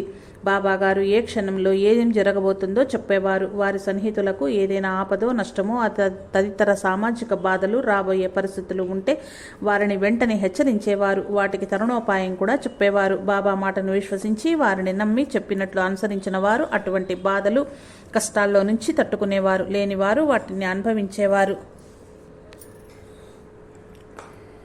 ఒకనాడు ఒక సన్నిహితుడు తన వద్ద పనిచేసే హిందువుని తోడు పెట్టుకుని బాబా వద్దకు వచ్చి, ఇతను చాలా కాలంగా బాధపడుతున్నాడు, కాస్త అనుగ్రహించి ఆశీర్వదించండి అని అన్నాడు. ఆ హైందవుడు బాబాకు ప్రణామం చేసి తన భార్యకు 5 ఏళ్ల నుంచి ఎర్రబట్ట అవుతుందని, ఎన్ని మందులు తిన్నా, ఎక్కడెక్కడ తిరిగినా నయం కాలేదని విన్నవించుకున్నాడు. బాబా గారు అతనికి ఆశీర్వాదం ఇచ్చి 5 రోజుల తర్వాత మళ్ళీ కనిపించి ఎలా ఉన్నదో చెప్పు అని అన్నారు. అతను 5 రోజుల తర్వాత మరలా బాబా వద్దకు వచ్చి అమితానంద భరితుడై బాబాకు ప్రణామం చేసి 4 రోజులకే జబ్బు పూర్తిగా నయమైపోయిందని చెప్పి తన జేబులో నుంచి నోట్లను తీసి బాబాకి ఇవ్వబోయాడు. అతని ప్రవర్తనపై బాబాకు ఆ రోజు అమితమైన కోపం వచ్చింది. అతన్ని వెంటనే తన ముందు నుంచి వెళ్ళిపో అని గద్దించారు. బాబా కోపాన్ని చూచి అతడు బితరపోయాడు. ఆ సమయంలో అక్కడ ఉన్న బాబాగారి సన్నిహితులు బాబాని శాంతింపజేశారు. 5 ఏళ్లుగా తాను భరిస్తున్న బాధను, ఖర్చును బాబాగారు 5 రోజుల్లో తీర్చేశారు. ఆ ఆనందంలో బాబాను సంతోషపెట్టాలనే సదుద్దేశంతో డబ్బు ఇవ్వబోయానని అతను బ్రతిమాలుకున్నాడు. బాబా శాంతపడిన తర్వాత, కనీసం ఏదైనా తెచ్చిపెడతాను, నా తృప్తి కోసం తినండి బాబా అని అర్థించాడు. సన్నిహితులు బాబా గారికి నచ్చజెప్పగా బాబాగారు సరే, వెళ్ళి ఒక వడ, అందులో కొంచెం కారం వేసుకుని ఒక టీ తీసుకురా అని అన్నారు. అతను అవి తీసుకురావటానికి వెళ్ళాడు. వెళ్ళినవాడు 3 రోజులు రాలేదు. 3వ నాడు భార్య పిల్లలతో నెయ్యితో కాల్చిన వడలు మూట, చిన్న డబ్బాలో కారం పొడి తీసుకుని వచ్చాడు. వాళ్ళని చూచి బాబాగారు ఏమిటివి అని అడిగారు. మీరు వడ, కారం తీసుకుని రమ్మన్నారు కదా అని తీసుకొచ్చాడు అని బాబా సన్నిహితులు చెప్పారు. బాబాగారు, నేను తీసుకురమ్మంది ఒక్క వడేగా, ఇన్నెందుకు అన్నారు? ఏదో మీకు కడుపు నిండా తినిపించి నేను తృప్తి పడాలనుకున్నాను బాబా అని అతను విధేయలతో అన్నాడు. బాబాగారు తన సన్నిహితులతో ఒకరిని పిలిచి ఆ వడని తీసి సమానంగా అందరికీ పంచిపెట్టమన్నారు. ఆ సన్నిహితుడు అక్కడ ఉన్న వారందరికీ అతని భార్య పిల్లలతో సహా తలా 2 వడలు ఇచ్చి, బాబాకు 2 ఇచ్చి తనకు 2 ఆ తట్టలో పెట్టుకున్నాడు. బాబాగారు పంచిన సన్నిహితుడిని పిలిచి అందరికీ సమానంగా పంచావా అని అడిగారు. అతను పంచానన్నాడు. మరి నీవు ఉంచుకున్నావా అని అడిగారు. ఉంచుకున్నానన్నాడు. సరిగా చూసి చెప్పు, నీకు ఉన్నాయండి అన్నాడు. బాబాగారు అక్కడ ఉన్న వారందరినీ ఆ తట్టలో ఉన్నాయో లేవో చూడమన్నారు. చూస్తే ఆ తట్ట ఖాళీగా ఉంది. ఆ వింతను చూచి అందరూ దిగ్భ్రాంతి చెందారు. బాబాగారు తనకు ఇచ్చిన 2 వడలలో నుంచి ఒక వడ తీసి ఆ పంచిన అతనికిచ్చి ఆ మిగిలిన ఒకటి తాను తిన్నారంటే బాబాగారికి తాను కోరిన ప్రకారం ఒకటే చెందినది. ఒకనాడు బాబాగారు కాళ్ల వద్ద నుంచి తల వరకు ముసుగు కప్పుకొని విశ్రాంతి తీసుకుంటున్నారు. వారి సన్నిహితుడు ఒకతను వారి ప్రక్కన కూర్చుని ఉన్నాడు. బాబాగారు ముసుగులో నుండే నీ పీర్ మీన్ మత గురువు వస్తున్నారు అని ప్రక్కనున్న వ్యక్తితో అన్నారు. అతను నలువైపులా చూచి, బాబా సమయ సందర్భం లేకుండా పీర్ ఎందుకు వస్తారు? నీకు పిచ్చి ఎక్కువైపోయింది, మాట్లాడకుండా పడుకో అని అన్నాడు. ఈ మాటలు ముగిసే లోపలే బాబా చెప్పినట్లు తన మత గురువు అక్కడికి రానే వచ్చారు. ఆ గురువుకి బాబాగారు ముసుగులో నుంచి సలాం చేశారు. ఆ ప్రక్కన ఉన్న వ్యక్తి బాబాగారి దివ్య దృష్టికి ఆశ్చర్యచకితుడయ్యాడు. ఆ తర్వాత బాబా గురించి తన గురువును అడిగాడు. బాబా ఒక మహా వ్యక్తి కాబోతున్నాడని ఆ గురువు సెలవిచ్చారు. శ్రీ ఎర్రదర్గా స్వామి వారి లీలలు. ముజాఫర్ బాషా అను భక్తునకు తరచూ కండ్లు మూసుకున్నప్పుడల్లా శ్రీ ఎర్రదర్గా స్వామి దర్గా కనపడుతూ ఉండేది. అందువలన వారు శ్రీ దర్గా స్వామి వారి దర్గాను ప్రతి సంవత్సరం నుండి దర్శిస్తూ ఉండేవారు. 3 నెలల క్రితము వీరికి నోటికి పక్షవాతం వచ్చింది. అన్నం కూడా తినలేకపోయేవాడు. పక్షవాత స్పెషలిస్టు బొమ్మ కేశవులు వారి వద్ద చికిత్సగని వెళ్తే 3 నెలల కటిక పథ్యం ఉండాలని, 4 రోజులు వేడినీళ్లు మాత్రమే త్రాగాలని చెప్పి మందు ఇచ్చారు. వీరు ఆర్తితో శ్రీ దర్గాస్వామి వారిని స్వామి, నేను ఆరోగ్యంగా ఉంటేనే కదా మీ సేవ చేసుకోగలిగేది, అనారోగ్యంతో మీ సేవ ఎట్లా చేసుకోగలను అని కన్నీటితో ప్రార్థించుకునేవారు. చిత్రాతి చిత్రంగా 15 రోజుల్లోనే వారి పక్షవాతం నయమే, అన్నం కూడా తినగలుగుచున్నారు. శ్రీ స్వామివారు కలలో వీరికి చేతబడి చేసి పక్షవాతం వచ్చేటట్టు చేసిన వ్యక్తిని చూపారు. అతన్ని కూడా స్వామి సేవ చేసుకోవాలని ఉండి భాషాగారిని తొలగిస్తేనే కానీ తనకు ఆ సేవ లభించదనే దుర్బుద్ధితో అలా చేశాడని భావిస్తున్నారు. కానీ వీరు ఆర్తితో ప్రార్థించినందులకు దర్గాస్వామి వారు ప్రసన్నులై ధర్మబద్ధంగా ఉన్న వీరి వ్యాధి నయం చేసి తన సేవలోనే ఉంచుకున్నారు. వీరికి అప్పుడప్పుడు శ్రీ దర్గాస్వామి వారు స్వప్నదర్శనం కూడా ప్రసాదిస్తుండేవారు. భాషా తండ్రి గారికి గుండె జబ్బు వస్తే ఆ రోజుల్లో పెద్ద పెద్ద డాక్టర్ల వద్దకు పోతే ఇక్కడ అలవి కాదు, అమెరికన్ ఆసుపత్రికి పోవాలి అని అన్నారు. అప్పట్లో అంత డబ్బు లేదు. ఎవరో తిరుపతిలో మంచి డాక్టర్ ఉన్నారు, వారి వద్దకు వెళ్ళమన్నారు. భాషా నాన్నగారు శ్రీ స్వామివారి దగ్గరకు పోయి అడిగారు. భాషా గారు మాత్రము ఏమీ అడగక మనస్సులో మా నాన్నగారికి ఇట్లా ఉంది స్వామి అని అనుకున్నారు. శ్రీ స్వామివారు, మీ నాయనకు గుండె జబ్బు వచ్చింది కదా, పోతుందిలే, ఆసుపత్రికి పోనక్కర్లేదు, కసుమూరు పోయి 2 రాత్రులు నిద్ర చేసి తీర్థం త్రాగి రమ్మన్నారు. ఇంకా మళ్ళీ చనిపోయే వరకు ఆ జబ్బే లేదు. భాషాభాయి అను భక్తుని పెద్ద కుమార్తెకు ఉబ్బసం వ్యాధి ఉండేది. కొద్ది దూరం నడిచినా 10 నిమిషాలు కూర్చొని మరలా ఎవరో ఒకరి సహాయం ఉంటేనే నడిచి రాగలదు. డాక్టర్లు గుండెల్లో 2 వాల్వులు పూడిపోయినాయి, వాటికి ఆపరేషన్ చేస్తే కానీ నయం కాదని చెప్పారు. అటువంటి పరిస్థితుల్లో శ్రీ ఎర్రదర్గా స్వామిని గూర్చి ఆమె తండ్రి చెప్పగా వెళ్ళింది. కేవలం తండ్రి గారి మాటకు కట్టుబడి దర్గాస్వామి సమాధి వద్ద నిద్ర చేసి ఆర్తితో ప్రార్థించుకున్నది. చిత్రాతి చిత్రంగా అంత పెద్ద జబ్బు నయమైంది. ఇప్పుడు చక్కగా పెళ్ళయి 2 పిల్లలు కూడా ఉన్నారు. ఎందరికో దయ్యాల పీడ నుండి కూడా విముక్తి లభిస్తుండటం వారు ప్రత్యక్షంగా చూచారు. కనుక మనము మొండిపట్టుగా కూర్చుంటే ఎంత పెద్ద సమస్య అయినా అవలీలగా తీరుస్తారు. ఒకరికి గాలి జబ్బు లాంటిది వచ్చి ఎందరో భూత వైద్యాలకు ఎన్నెన్నో ఆసుపత్రులకు చూపించారు. కానీ ఏమాత్రం ఫలితం కనపడలేదు. శ్రీ ఎర్రదర్గా స్వామిని గుర్చి ఎవరో చెప్పగా విని సమాధి వద్ద 2-3 నెలలు నిద్ర చేశారు. దాంతో వారి బాధ పూర్తిగా తొలగిపోయింది. అందుకు కృతజ్ఞతగా వారు తరచూ వస్తుంటారు. ఒకసారి సత్యనారాయణ టెక్స్టైల్స్ గారి పెద్ద కుమారునికి 3 గడ్డలు లేచాయి. ఆపరేషన్ చేస్తే చనిపోతాడని అంటున్నారు. వీరి శ్రీమతి గారు దీపారాధన చేసి దర్గాస్వామి వారికి, స్వామి మా వాడికి నయమైతే నిలువు దోపిడీ ఇస్తానని మొక్కుకున్నది. వారికి నయమైన తర్వాత మొక్కు చెల్లించటం మర్చిపోయారు. దాంతో నిదానంగా ఆస్తి అంతా పోయింది. హబీబున్నీసా కొడవలరాజుపాళెం రాములవారి దేవాలయం వెనుక ఇల్లు. తన అనుభవాన్ని ఈ విధంగా చెప్తున్నారు. ఈమె చిన్నప్పటి నుంచి తరచూ దర్గాలను దర్శిస్తూ ఉండేది. ఇక్కడ ప్రతి సంవత్సరము రొట్టెల పండుగ తిరునాళ్లగా చేస్తారు. అప్పుడు వచ్చి దర్గా స్వామిని దర్శనం చేసుకునేది. వారు సమాధి అయిన తర్వాత ఎప్పుడైనా వచ్చి దండం పెట్టుకుని వెళ్ళిపోయేది. ఒకసారి ఆమె వంటి మీదకు దయ్యం వచ్చి తిరగలేక మంచాన పడింది. శవంలాగా పడిపోంటూ భయంకరంగా కేకలు పెడుతూ ఉండేది. ఆమె భర్త ఆమెను దర్గాల దగ్గర వదిలేసి పట్టించుకోకుండా వెళ్ళిపోయాడు. ఆమెకు మాత్రం ఇంటి దగ్గరకు నలుగురు పరామర్శించటానికి వస్తారు కదా, అందుకని పోతున్నానని చెప్పేవాడు. ఆమె అది నిజమేననుకుంది. స్వామి దగ్గర 40 రోజుల కల్లా బాగైపోయింది. ఇంటికి పోదామని అనుకుంది. శ్రీ స్వామివారి కలలో నా సంచులతో దండం పెట్టుకుని బస్సు ఎక్కినట్లు చూపారు. అది శ్రీ స్వామివారి ఇంటికి పొమ్మని చెబుతున్నారని ఒక పెద్ద ఆయన చెప్పారు. ఇంటికి వెళ్లిన 2 నెలలకు మళ్లీ ఆ దయ్యం ఆమె వంటి మీదకొచ్చి బాధించసాగింది. స్వామి దగ్గరికి వెళ్తే బాగుంటుందని చెప్పి మరలా బస్సు ఎక్కించాడు. స్వామి దగ్గరకు వెళ్లిన 2-3 రోజులకే తగ్గింది. ఒకసారి కలలో ప్రక్కనున్న దర్గాలో ఒక మగ మనిషి, 2 ఆడ మనుషులు ఫోటోలు తీశారు. ఫోటోలు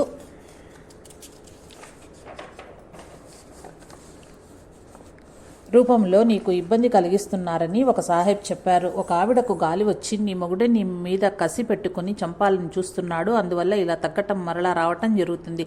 ఒకసారి ఆమె భర్త నేనన్నా ఉండాలి లేదా కొడుకన్నా ఉండాలి, వాడికి నాకు పడటం లేదు అన్నాడు. ఈమె పిల్లవాడు కావాలని చెప్పేసరికి భర్త వదిలి వెళ్ళిపోయాడు. పిల్లవాడికి ఒంట్లో జ్వరంగా ఉంది. 1 నెల నుండి ఆ పిల్లవాడి కలలో పోలీసుల్లాగా దొంగల్లాగా ఎవరో చంపటానికి తరుముతున్నట్లు. ఇంతలో 2 గడ్డమున్న వాళ్ళు స్వాముల్లాగా వచ్చి మా అబ్బాయిని మీరెవరు కొట్టడానికి చంపటానికి మేము ఒప్పుకోమని చెప్పారు.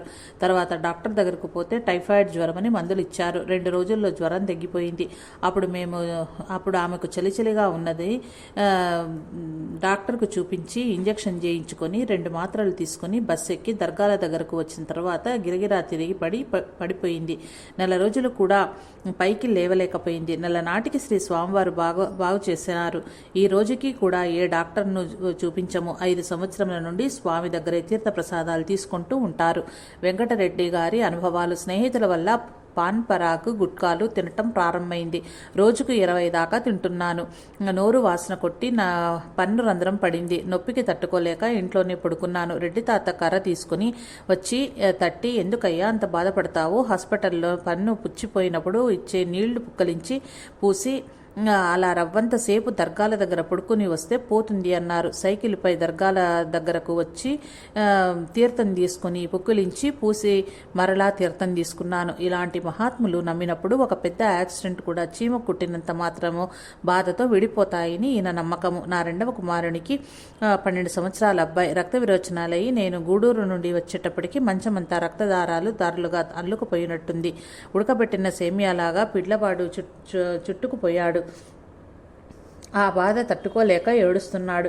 చుట్టుప్రక్కల వాళ్ళు బ్రతకడని చెప్పారు. ముందు ఆ పిల్లవాడిని కడిగి శుభ్రం చేయమని నా భార్యకు చెప్పాను. ముందర పిల్లవాడిని దగ్గరకు తీసుకుని వెళ్తే దర్గాకి తీసుకువెళ్తే తగ్గిపోతుంది అని నేనంటుంటే చుట్టుప్రక్కల వాళ్ళు నీకేమన్నా పిచ్చా, రామచంద్రారెడ్డి హాస్పిటల్కు తీసుకువెళ్ళమన్నారు. సయ్యద్ బాబా గారు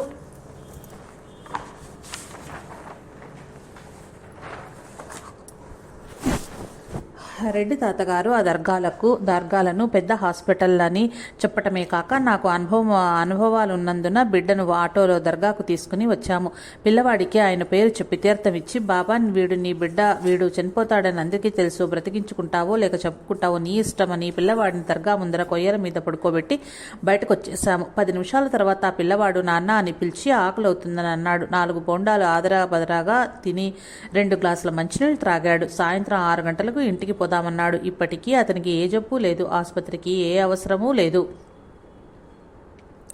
నా చిన్న కుమారుడు నెల్లూరు చిన్న బజారులో సత్యనారాయణ టెక్స్టైల్స్లో గుమాస్తాగా పనిచేస్తున్నాడు. వయసు 24 సంవత్సరాలు. 2004 సంవత్సరం తొలి ఏకాదశి రోజున స్నేహితుని స్కూటర్ మీద కొత్త బ్రిడ్జి మీద వెళ్తుంటే యాక్సిడెంట్ అయ్యి స్కూటర్ 20 అడుగుల పైకి లేచి 3-4 పల్టీలు కొట్టి బ్రిడ్జి మీద నుండి 20 అడుగుల జారింది. కానీ బండి మాత్రం వదలలేదు. నేను రెడ్డి గారి బంధువుల పుస్తకాల షాపులో నైట్ డ్యూటీ చేస్తున్నాను. పిల్లవాడికి యాక్సిడెంట్ అయిందంటే నేను సయ్యద్ బాబా రక్షించుకుంటారు అన్నాను. పిల్లవాడు రామచంద్రారెడ్డి హాస్పిటల్ హాస్పిటల్కి పోయి కట్లు కట్టించుకుని నవ్వుతున్నాడు.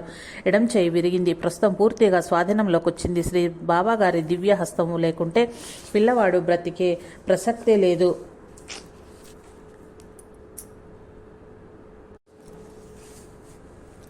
హుస్సేన్ అనేవారు తమ దివ్యానుభవాన్ని ఇలా వివరిస్తున్నారు. నాకు ఇదివరలో భయంగా ఉండేది. అన్నం చూస్తే తినాలనిపించేది కాదు. ఏం పెట్టినా తినేవాడిని కాదు. ఎంతసేపు బయటికి పోయి తిరగాలనిపించేది. మనసుకు ఏది నచ్చేది కాదు. ఆ సమయంలో ఎర్రదర్గా స్వామివారి వద్దకు పోవాలనిపించి మా అమ్మగారిని వెంట తీసుకుని వెళ్ళాను. అక్కడ 41 రోజు నిద్ర చేస్తే మంచిదని చెప్పారు. 4వ రోజుకే బాబా కలలో కనపడ్డారు. మరలా 41వ రోజున కలలో నా గుండెకు ఒక శీల కొట్టి ఉన్నట్లు చూపించి ఎంతో పెద్ద శీల తీశారు. తరువాత రోజు ఎడమ ప్రక్క రొమ్ము కింద కొంత నొప్పిగా ఉండేది. తరువాత కూడా కొంతకాలం పాటు అక్కడే ఉన్నాను. నొప్పి తగ్గలేదు. ఎందుకో 2-3 నెలలకే నయం చేసి పంపుతున్నావే, నాకెందుకు ఇలా నయం చేయవని కోపం వచ్చి ఏఎస్పురం దగ్గర హసనాపురంలో ఉండే మా గురువుగారి దగ్గరకు వెళ్ళిపోయాను. కానీ శ్రీ ఎర్రదర్గా స్వామివారు నన్ను విడవక తరచూ కలలో దర్శనం ఇవ్వటం, అక్కడకు రమ్మని మరలా చెబుతూ ఉండటం జరుగుతూ ఉండేది. చివరకు మరలా నెల్లూరు దర్గాల దగ్గరకు వెళ్ళాను. అక్కడకు వెళ్ళిన రోజే ఊపిరి ఆడలేదు. శరీరం చల్లబడిపోయింది. స్వామి, నాకెవ్వరూ లేరు. మంచి చెడ్డ అంతా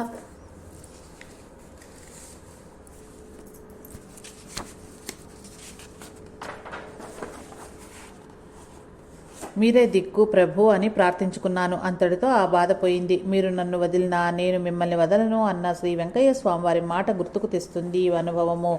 భాష అనేవారు శ్రీ స్వామివారిపై మొట్టమొదట విశ్వాసం ఎలా కలిగిందో వివరిస్తున్నారు. నాకు చిన్నతనం నుండి భగవంతునిపై భక్తి, మహాత్ముల సహచర్యంపై ఆసక్తి ఉండేవి. 1968లో ఒకరోజు స్వప్నంలో ఆకాశంలో చంద్రుడు గల్లుమనే శబ్దంతో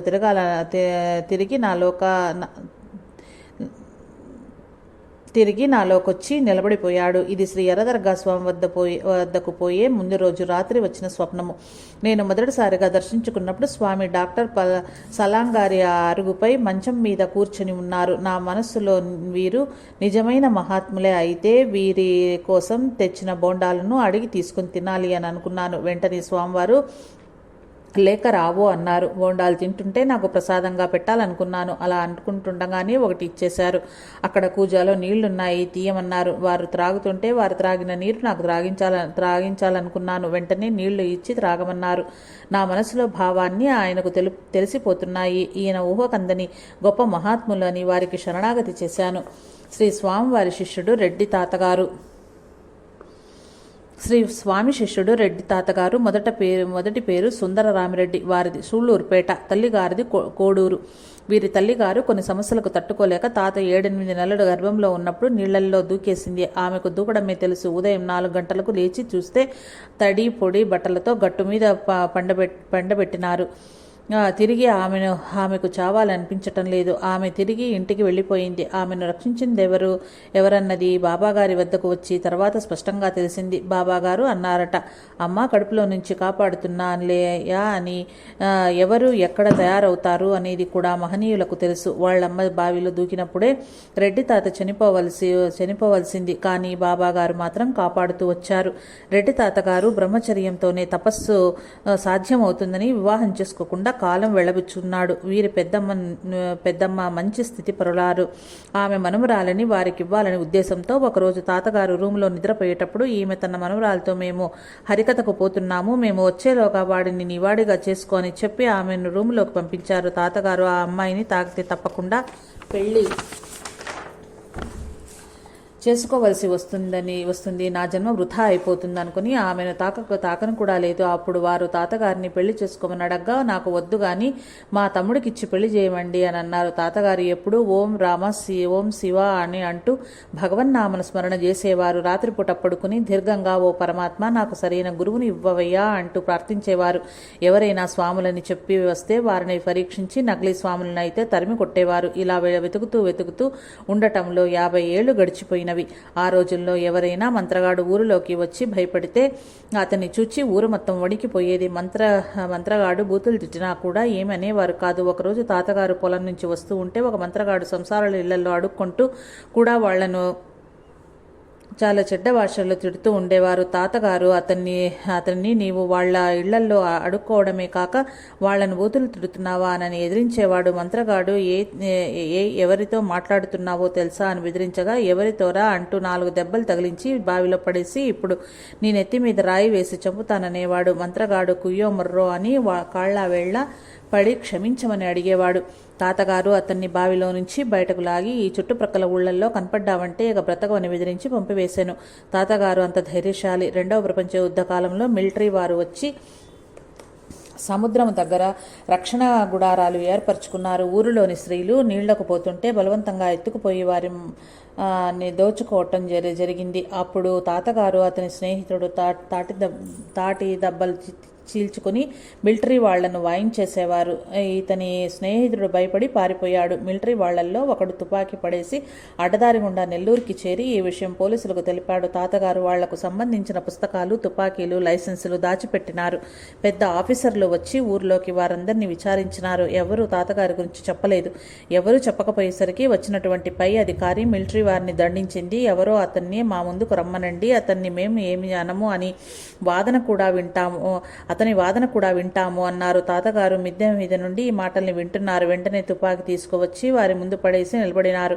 అక్కడే ఉన్న గుర్కా తుపాకీతో నిన్ను కాల్చేస్తానన్నాడట. తాతగారు చొక్కా తీసి, కాల్చబోయ్, మేమేమన్నా శత్రు సైనికులమా లేక టెర్రరిస్టులమా? మీరు ఎంత ఘోరమైన తప్పు చేశారన్నది విచారించకుండా ఏంది నీవు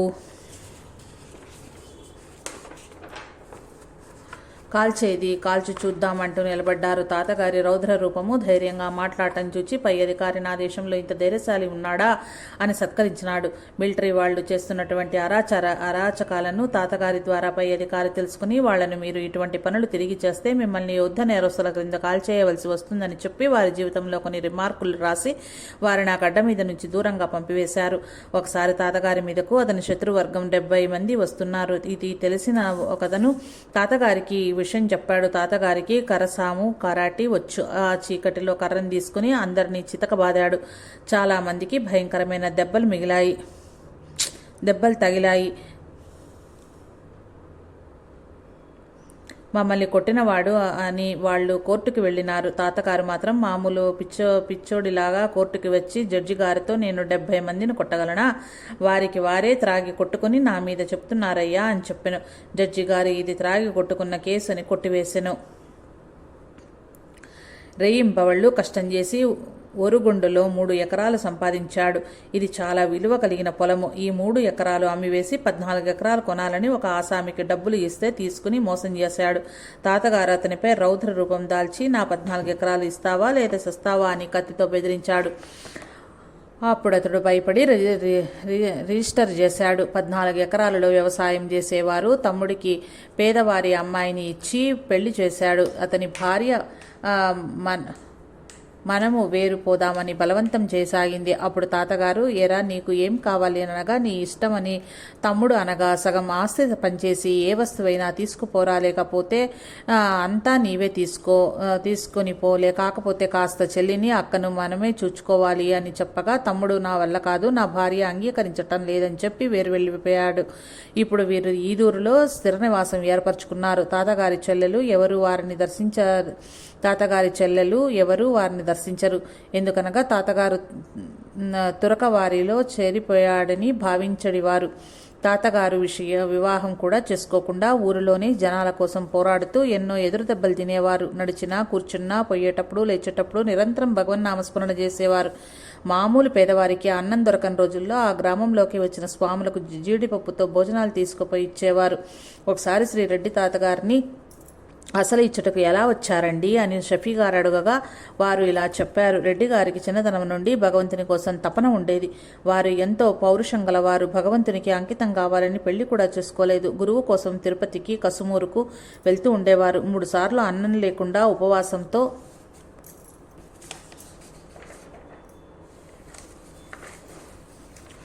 దిగువ తిరుపతి నుంచి తిరుమలకు నడుచుకుని పోయారు. ఒకసారి కసుమూరు మస్తానయ్య గారి దగ్గర నాకు దేవుడు కావాలని కూర్చున్నాడు. ఇతను మాత్రం టైం పెట్టుకుని, అయ్యా నీవు మహాత్ముడవో కాదో నాకు తెలియదు, నీకు 15 నిమిషాలు టైం ఇస్తున్నాను, ఈ లోపల నీవు గాని నీ ఏజెంట్ గాని చెప్పారా సరే సరే, లేకపోతే నేను చెయ్యరాని తప్పులు చేసి తిట్టరాని తిట్టి చనిపోతాను. దేవుడు నాకు కనపడినప్పుడు ఈ జీవితం ఎందుకు, నేను చివరిసారిగా ఇక్కడికి వచ్చానని అలాగే నిలబడి ఉన్నాడు. 10 నిమిషాలు గడిచిపోయింది అయ్యా, ఇంకా 5 నిమిషాలే ఉండేది, చెప్తావా లేదా అని గర్తించాడు. కసుమూరు మస్తాన్ స్వామి దయాపరుడు అంటూ ఎవరో వచ్చి వెనుక తగిలారు. అరవం స్వామి అనుకొని ఈ విషయం పూర్తిగా మర్చిపోయాడు. రాత్రంతా అతని దగ్గరే ఉన్నాడు. తాతగారిని దూరంగా జెండాలు ఉన్న వేరే దర్గాల దగ్గరకు తీసుకుని పోయాడు. అప్పుడు సమయం రాత్రి 2 గంటలు. అక్కడ ఒక దయ్యం భయంకరంగా ఎగురుతున్నది. అప్పుడు ఈ స్వామి దానిని చూచి గాలిలో చిటిక వేశారు. అంతే, అది కట్టేసినట్లు 6 అడుగుల ఎత్తు నుండి బోర్లబడింది. మనకైతే కాలు ముక్కలుగా అయి ఉండేది. మహనీయులు దయ ఉండబట్టి దానికేమి కాలేదు. అది అతి భయంకరంగా కేకలు పెడుతూ, బాబా నేను ఇంకేం చెయ్యను, నన్ను వదిలేయి అంటూ మధ్యలో రే నీవు ఎంతరా అని అంటూ అక్కడ పొరలాడుతూ ఉంది. ఈ ముసలాడు ఎవరో కానీ ఇతనిలో చాలా మంచి శక్తి ఉంది అనుకున్నాడు. తాతగారికి భయంకరంగా ఆకలి వేస్తుంది. అప్పుడు ఆ స్వామివారు తన సంచిలో చేయి పెట్టి గుప్పెడు వేడి బిర్యానీ తాతగారి చేతిలో వేసినారు. ఈ ముసలాడు తినటానికి వేడివేడి బిర్యానీ పెట్టుకుని ఉన్నాడే అని తాతగారు అనుకున్నారు. నీళ్లు అనుకునేసరికి టిఫిన్తో నీళ్లు ఇచ్చారు.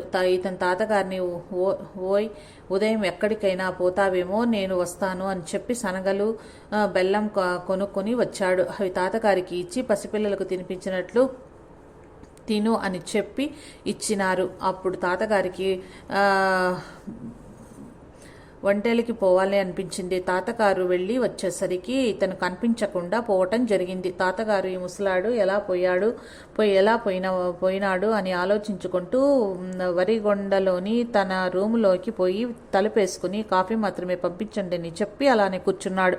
అలా 8 రోజులు అన్నం తినకుండా ఉదయం సాయంత్రం కాఫీ మాత్రమే త్రాగుతూ ఒక కసుమూరు మస్తానయ్య స్వామి నీవే వచ్చి నాకు తారక మంత్రం బోధిస్తే నేను లేచి బయటకొస్తాను, లేకుంటే నేను భోజనం చేయకుండా ఇలానే చనిపోతాను అన్నాడు. 8వ రోజున స్వామి మంచం క్రింద కూర్చుని తాతగారి చేత 3 సార్లు తారక మంత్రం పలికించారు. ఇద్దరు నడుచుకుంటూ నెల్లూరుకి వచ్చారు. తాత 8 రోజులు కూడా కూడు లేకుండా ఎలా నడిచావుని షఫీ గారు అడగ్గా, ఏంద్రా మహనీయులు వస్తే మనం లోపాలు ఉంటాయట్రా, అక్కడికక్కడే కరెక్ట్ అయిపోతాయిరా అని అన్నారు. ఒకవేళ మహనీయులు రాకపోతే ఎలా అంటే చచ్చిపోతాను రా, దేవుడు లేనప్పుడు బ్రతకటం ఎందుకురా అన్నారు. అప్పుడు సంవత్సరం రోజులు బాబాగారి చుట్టూ తిరిగినారు. నేను వస్తానంటే తీసుకుపోవటం లేదని అని అడుగ్గా అప్పుడు నాయనగారు పెద్దవాళ్ల ఆర్డర్ కావాలయ్యా అన్నారట.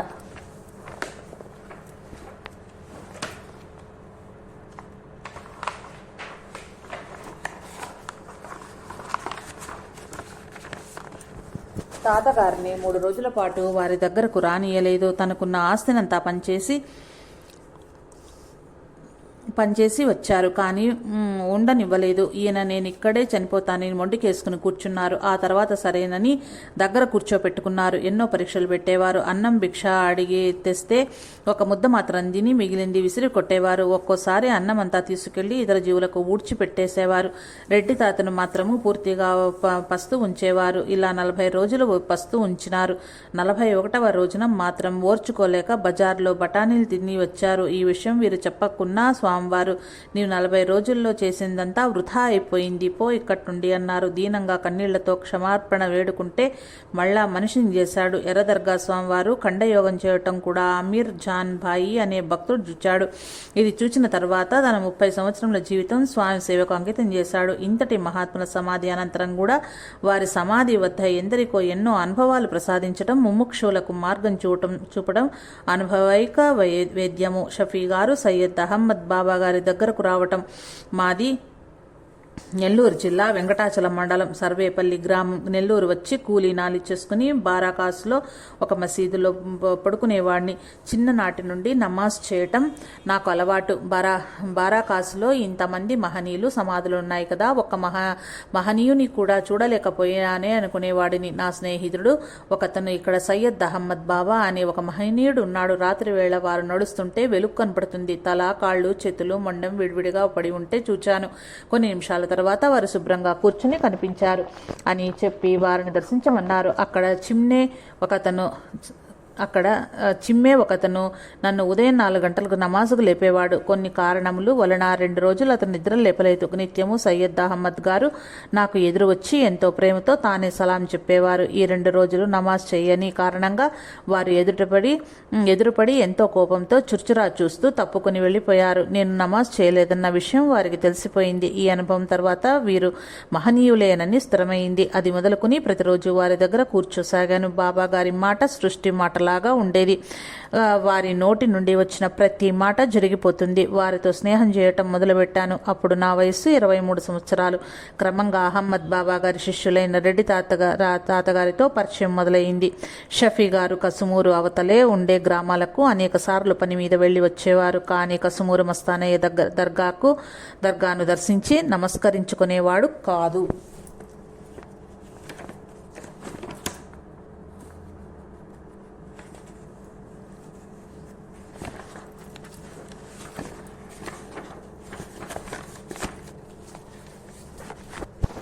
ఒకనాటి కలలో కసుమూరు వస్తానయ్య కనిపించి, ఈ దోవన పోయి వస్తుంటావు కదా, మరి ఇక్కడ నమస్కారం చెయ్యాలని తెలియదా అని అడుగుతారు. దీన్ని బట్టి మానవులందరము మహనీయుల ఎడల గల శ్రద్ధాభక్తులను వారి సమాధులను దర్శించి నమస్కరించుకోవడం ఎంతో ముఖ్యమని తెలుస్తున్నది. ఒకనాడు షఫీ గారు గుండె నొప్పితో సృహ లేకుండా పడి ఉన్నారు. వీరి భార్యకు ఒక స్వప్నం లాంటి దృశ్యం గోచరించింది.